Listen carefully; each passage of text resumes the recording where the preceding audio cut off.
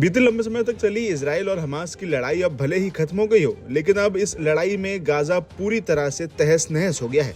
Gaza के हालात ये हो गए हैं कि अब वहां बचे महज कुछ फिलिस्तीनियों को पूरी तरह से बाहरी देशों पर मिलने वाली मदद पर निर्भर होना पड़ रहा है। वहीं इस कड़ी में अब इजराइल और हमास के सीजफायर समझौते के बाद अब गाजा को फिर से बसाने की बातें होने लगी हैं। ऐसे में हाल ही में जब इजराइल के पीएम बेंजामिन नेतन्याहू और अमेरिकी राष्ट्रपति ट्रंप की मुलाकात हुई थी, तब गाजा पर अमेरिका का प्लान सामने आया था। अमेरिका के प्लान गाजा के तहत गाजा का कंट्रोल पूरी तरह से अमेरिका के हाथ में देने की बात कही गई थी। वहीं इस दौरान ट्रंप ने कहा था कि अब वक्त आ गया है कि अमेरिका गाजा को अपने कंट्रोल में ले और उसका विकास करे। हालांकि ट्रंप के इस ऐलान का बड़े पैमाने पर विरोध हुआ और खासकर मुस्लिम देशों ने इसे मानने से साफ इनकार कर दिया। वहीं इसके बाद बीते मंगलवार को मिस्र यानी इजिप्ट ने गाजा को लेकर अपना नया प्लान अरब समिट के दौरान दुनिया के सामने रखा। इसी प्लान को अरब लीग के देशों ने स्वीकार भी कर लिया है। वहीं इसके बाद इसको लागू करने के लिए दुनिया से आगे आने के लिए आह्वान भी किया गया है। वहीं अब इसके समर्थन में यूरोप के देश भी आगे आए हैं। फ्रांस, जर्मनी, इटली और ब्रिटेन के विदेश मंत्रियों ने शनिवार को कहा कि वे गाजा के पुनर्निर्माण के लिए अरब समर्थित योजना का समर्थन करते हैं, जिसकी लागत 53 अरब डॉलर होगी और जिससे फिलिस्तीनियों को इस क्षेत्र में विस्थापित होने से बचाया जा सकेगा। ऐसे में आखिर इजिप्ट का प्लान क्या है, आपको वो बताएं।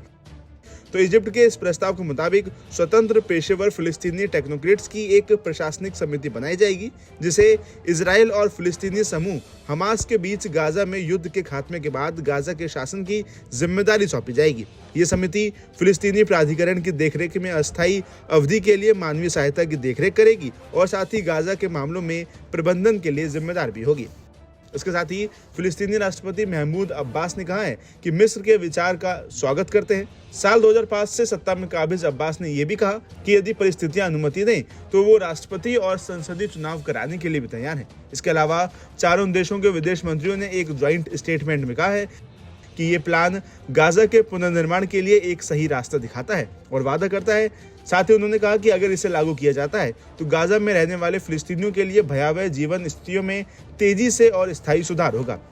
मैं बता दें कि इजिप्ट की ओर से तैयार की गई इस योजना को अरब नेताओं ने अपना लिया है, लेकिन इसको इजराइल और राष्ट्रपति ट्रंप ने खारिज कर दिया है। अब यूरोपीय देशों के साथ आने के बाद इजराइल और अमेरिका को बड़ा झटका लगा है, क्योंकि पहले यूरोपीय देश यूक्रेन मुद्दे पर अमेरिका से गुस्सा है और अब गाजा में भी अमेरिकी प्लान को नकार रहे हैं। ऐसे में गाजा में अब आगे क्या होता है, ये देखने वाली बात होगी। नमस्कार, मैं हूं मानक गुप्ता।